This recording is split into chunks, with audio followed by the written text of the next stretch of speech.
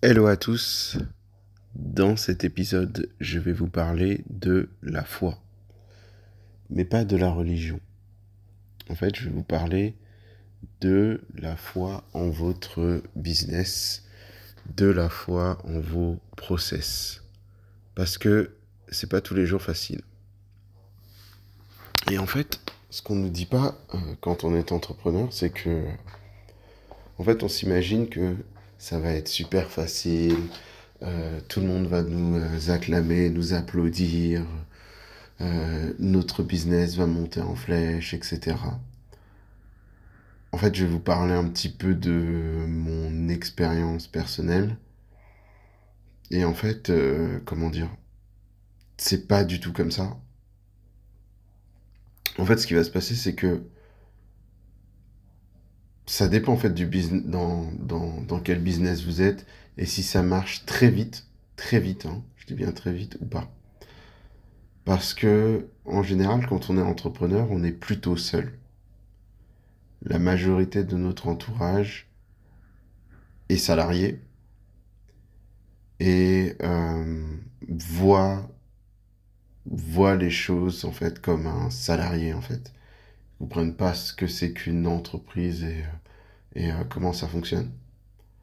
Donc comment dire, on peut vous reprocher de ne pas être là, par exemple aux fêtes de famille, etc. De pas être souvent dispo. Parce que ça, je m'adresse surtout à des personnes qui débutent dans l'entrepreneuriat. Si vous voulez du succès, en fait, je sais pas, enfin, je prends un exemple tout simple. Est-ce que vous pensez que Kylian Mbappé, que Mike Tyson, bon, ça c'est mes références, ou peu importe la personne que vous admirez, la star que vous, enfin, admirer c'est un bien grand mot, la star que vous aimez, etc. Est-ce que vous pensez qu'elle est là à tous les anniversaires, qu'elle est là à toutes les fêtes de Noël, qu'elle est la personne qui est la plus disponible pour sa famille, etc. Il n'y a pas de succès sans sacrifice. Et en fait, il faut vous mettre ça dans la tête, c'est que l'entrepreneuriat, ça va être dur et ça va être des sacrifices. Et j'en ai parlé dans un autre podcast. Peu importe l'entrepreneur à succès que vous voyez et le succès que vous voyez, derrière, il y a des tonnes et des tonnes d'échecs et de guerres et de batailles en interne. Pareil pour moi. Il y a des choses il y a des choses qui sont personnelles, il y a des choses que je vous dirai pas. Comment dire, ça fait partie de mes batailles internes. Et on a tous nos batailles internes. Et comment dire, ce qui est normal, c'est que pour vendre nos produits, on peut montrer tout le temps de la vulnérabilité, mais surtout ce qu'on va montrer, c'est le meilleur côté, le succès, etc. On peut pas, il y a certaines batailles qu'il faut mieux pas dire en public.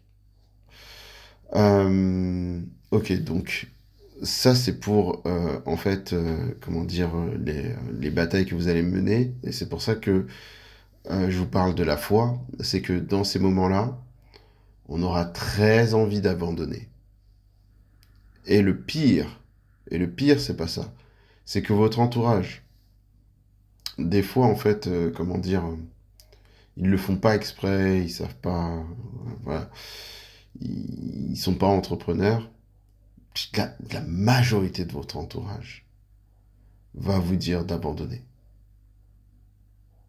C'est horrible, hein? Mais la majorité de votre entourage va vous dire d'abandonner.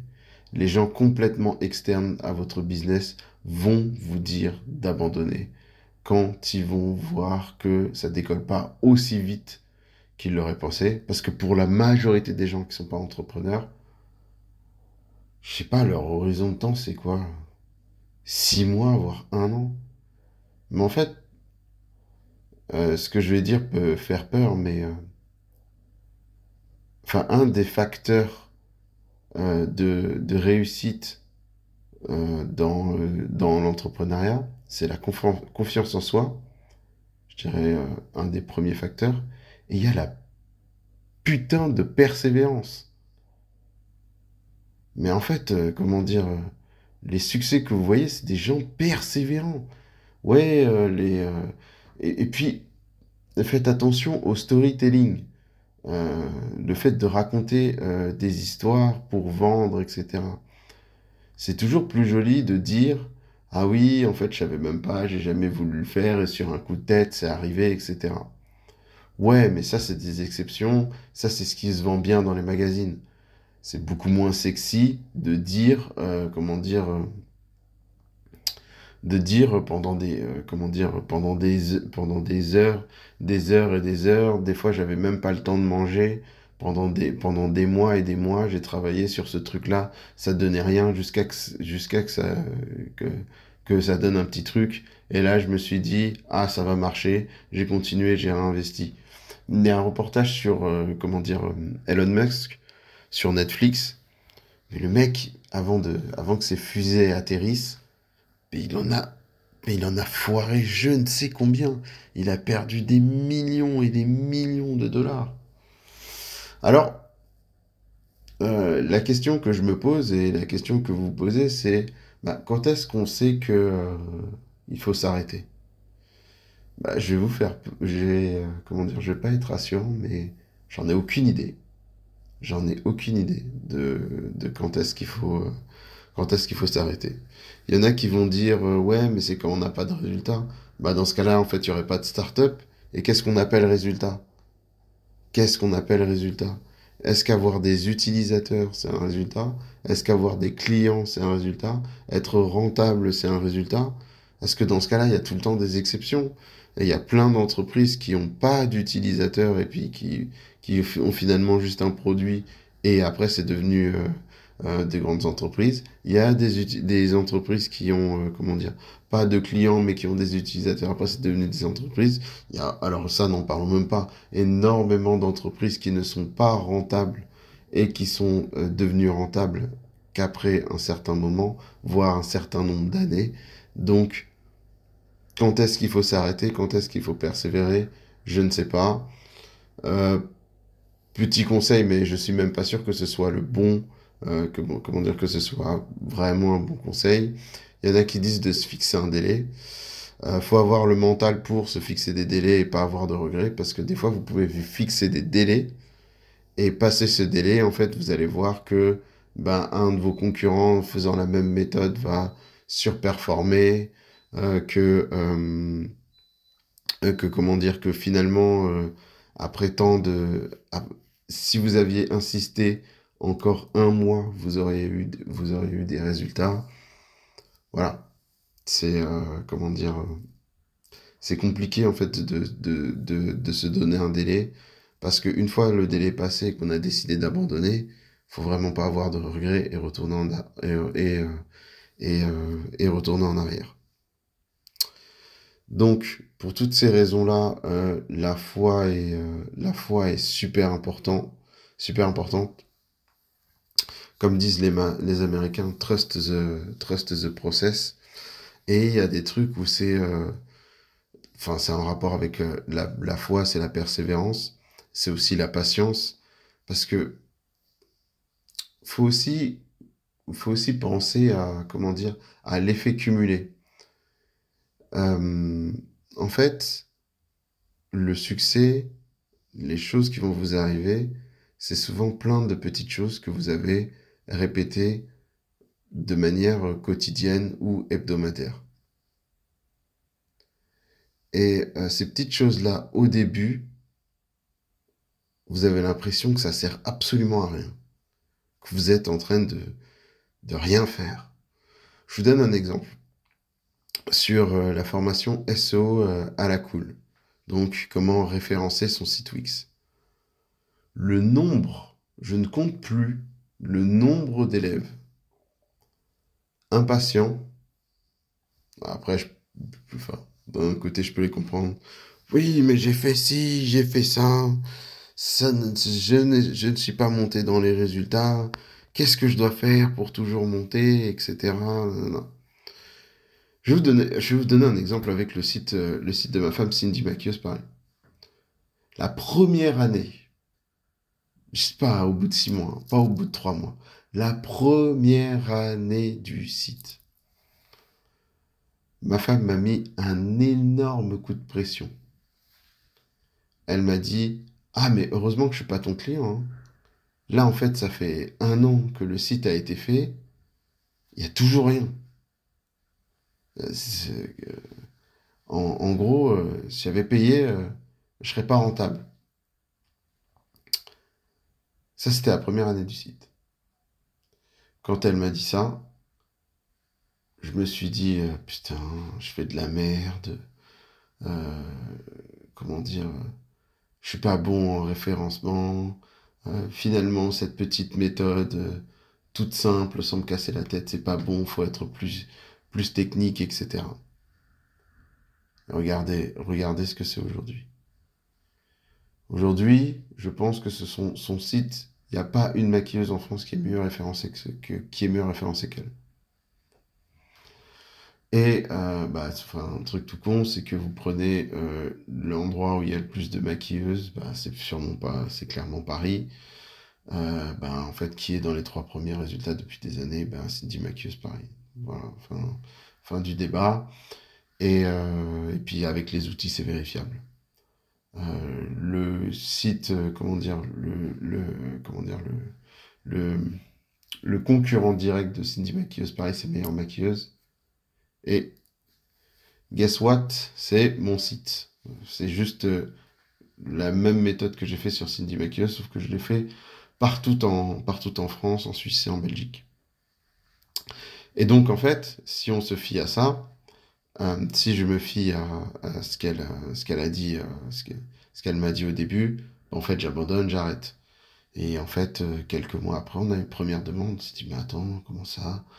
Comment ça se fait qu'on a une demande? On était étonnés, j'avais même oublié le site. Puis après, j'ai tapé, parce que la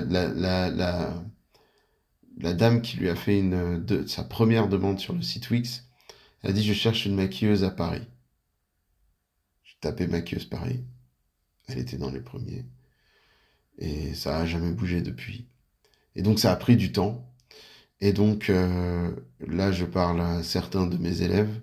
Il y en a plein qui se sont plaints. Il y en a d'autres, ça a marché très vite, hein. Il y en a plein qui se sont plaints, qui ont pas, ouais, ça ne monte toujours pas, etc. Et aujourd'hui, en fait, ils reviennent me voir. Ah, mais oui, mais en fait, aujourd'hui, ça va beaucoup mieux, etc. Euh, effectivement, je gagne des clients. Effectivement, ce qu'a fait, comment dire, ce que tu as fait, ça fonctionne, etc. Je vais même vous parler, je sais pas si je vais parler de, je vais pas dire le nom parce que je sais pas ce que je risque.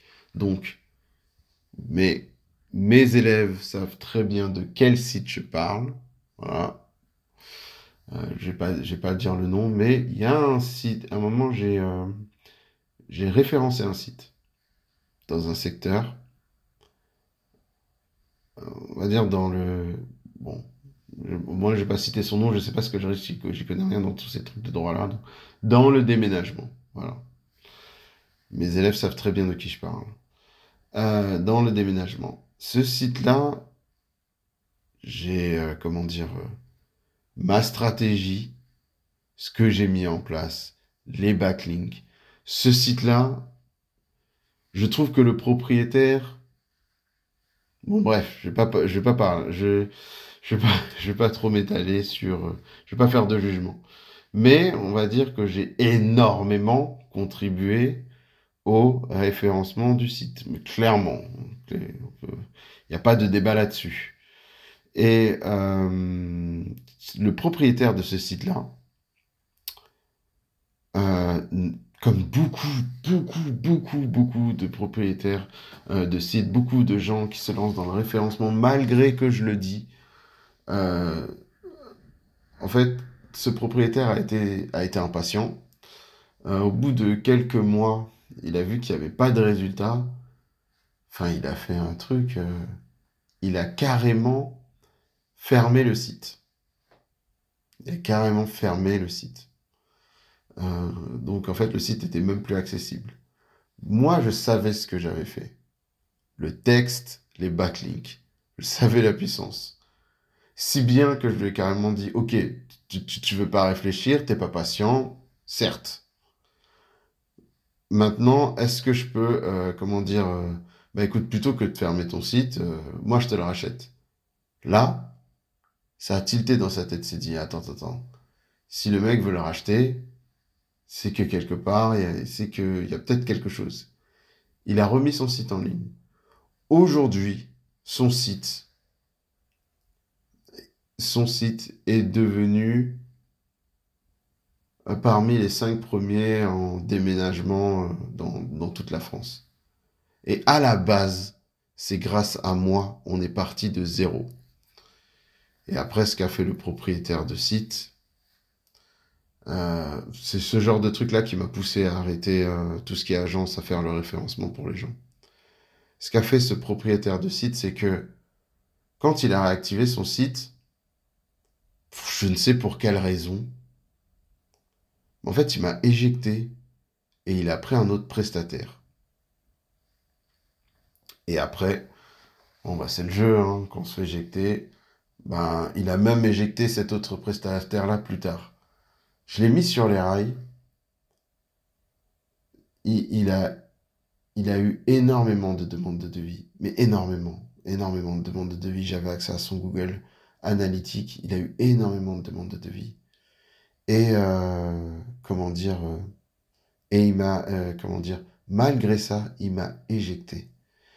Et je me suis cassé la tête à faire son référencement. On avait fait un contrat sur plusieurs mois, il a décidé d'arrêter et d'arrêter de payer. Après, moi, je me prends pas la tête avec les contrats, etc. Mais normalement, il devait continuer. Il a décidé d'arrêter de payer. Ensuite, il a réactivé le site quand je lui ai dit, mais à la limite, si vous ne le voulez pas, moi, je le reprends. Il a réactivé le site. Il a réactivé le site. Personne n'a continué le référencement quand il a réactivé le site. Il l'a juste laissé comme ça. Et les fruits de mon référencement lui apportaient des leads. Ce qui fait qu'aujourd'hui, il est dans les 5 premiers sur tout ce qui est déménagement. Secteur concurrentiel, hein, parce que déménagement à Paris, hein, en Île-de-France. Donc secteur bien concurrentiel. Et et il m'a éjecté, pas de témoignage. Il a même fait un témoignage à un autre prestataire. Enfin, l'ingratitude à son paroxysme, quoi. Et, euh, et en fait, ce qu'il réalise pas, c'est que quand il fait quand des clients font des trucs comme ça peut vous arriver, ça vous est déjà arrivé. Ben en fait, vous vous sentez la première. Alors, il y a la première phase où ça donne pas le résultat, vous vous sentez comme des merdes. Malgré que malgré que vous ayez confiance en vos produits et en vos prestations. Ensuite, la deuxième phase, c'est quand on m'éjecte alors que, ben, ce qu'on se dit, c'est que, moi, ce que je me suis dit, c'est, en fait, c'est fini, en fait, le référencement pour les gens. Parce que quand je fais du référencement pour les gens, je les enrichis, et derrière, on me fait des coups comme ça. Et c'est pas le premier coup qu'on m'a fait comme ça. Et c'est surtout ça qui a fait que je me suis dit, en fait, je vais faire des formations en ligne, je vais mettre mes compétences, en ligne, les gens pourront les consulter, avoir des résultats. S'il y en a qui,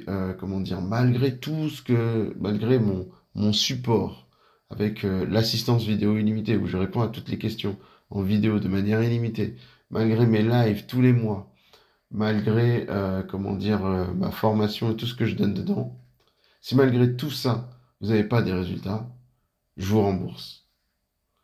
Donc en fait, ça, c'est beaucoup plus sain. C'est beaucoup plus sain, c'est beaucoup plus simple, c'est gagnant-gagnant. Moi, c'est quelque chose que j'ai mis en place il y a longtemps. Ça scale, donc je peux le vendre à 1 million de personnes comme je peux le vendre à 100 personnes. Ça ne change rien à mon temps, à mon argent. Et derrière, vous avez une garantie de résultat. Vous prenez l'information, vous appliquez tout ce qu'il y a dans l'information, vous avez des résultats, vous êtes content, vous avez largement, c'est quelques centaines d'euros mes formations, vous avez largement rentabilisé, très largement. Pour tout vous dire, je ne sais pas s'il écoute ce podcast, mais je pense qu'il se reconnaîtra. Il y en a un qui a pris ma formation. Je suis toujours étonné en fait des fois des résultats de... Enfin, je réalise pas. Je sais que ma formation elle est bonne, mais des fois les résultats m'étonnent quand même, hein. Il y en a un qui est... Je vous jure, c'est... Bon, il veut pas que je cite son nom parce que, comment dire, ce serait révéler ses revenus. Mais il y en a un, il me l'a dit clairement au téléphone. Il m'a dit clairement que c'était grâce à ma formation. Je sais pas s'il voudra témoigner en parlant de ces chiffres-là. Il m'a dit clairement, avant de prendre ta formation, j'étais en deuxième page. J'étais à 20 000 euros par an. J'ai pris ta formation. J'étais en première, je suis passé en première, quoi, il est en première position, deuxième position, troisième position sur ces mots principaux. J'ai fait 200 000 l'année. 20 000, 200 000. Vous qui m'écoutez, je sais qu'il y en a plein parmi vous qui font moins de 20, qui font 20 000 ou autour de 20 000. Imaginez en un an à quel point votre vie elle change si vous faites x10. Imaginez en fait si vos revenus font x10. Voilà. Comme quoi, mais ça en fait, j'aurais pas pu le voir. Ce mec-là, il est venu bien longtemps. Celui qui a pris ma formation, il est venu bien longtemps après l'entreprise de déménagement. Et en fait, j'aurais pas pu, comment dire, j'aurais pas pu le voir en fait si j'avais pas eu la foi. En fait, quand on tombe sur des gens comme l'entreprise de déménagement, bah ça donne envie d'arrêter quoi. On peut complètement se remettre en question. Mais non, on garde la foi, on persévère.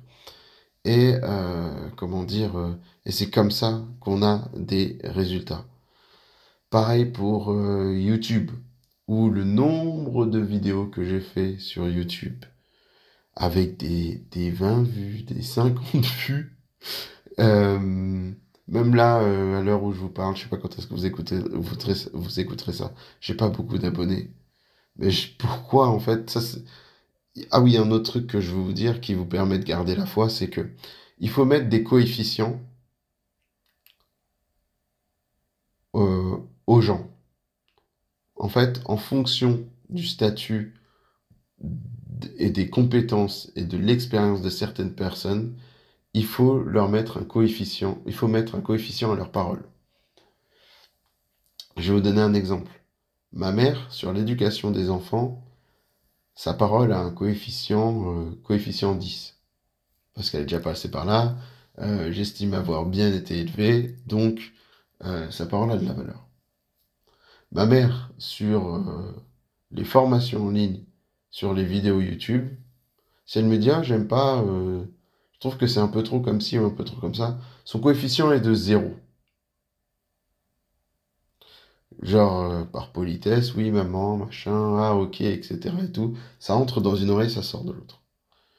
On va se dire, ouais, mais c'est bien d'avoir toujours les avis de différentes personnes. Absolument pas. Absolument pas. Vous aurez jamais la foi si vous passez votre temps à écouter les avis des autres. La majorité des gens ont un avis sur tout. C'est rare que les gens disent, bah, je sais pas. Non, non, non, les gens ont un avis sur tout.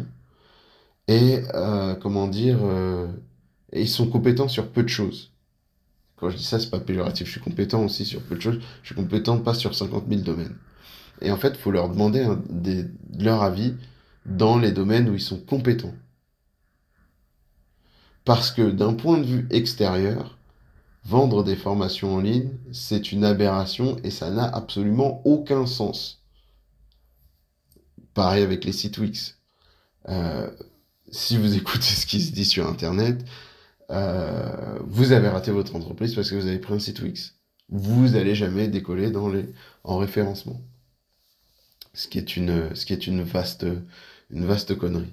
En fait, quand vous avez un doute sur quelque chose, allez, comment dire, confrontez vos idées, demandez l'avis à des personnes qui ont déjà accompli des choses dans les domaines que vous visez.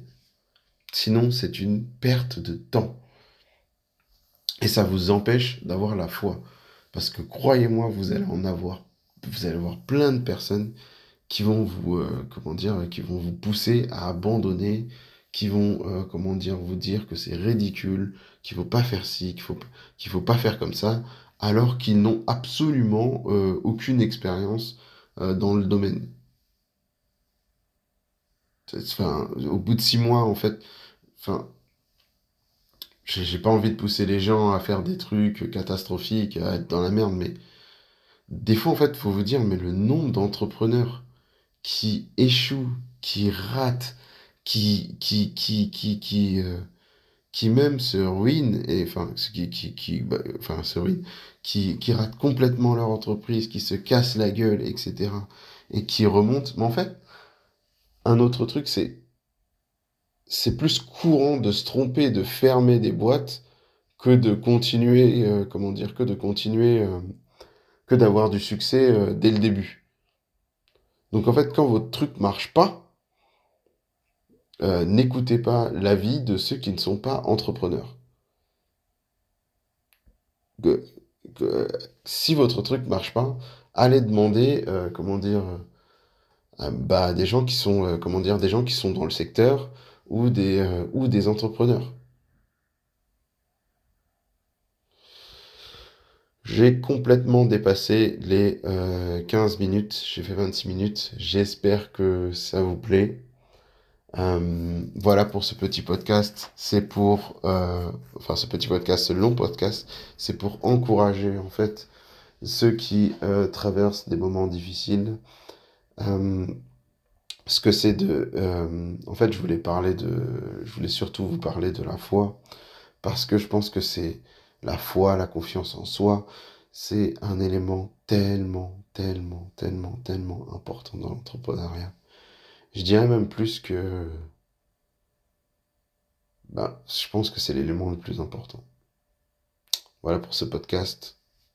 On se dit à très vite pour un nouveau podcast.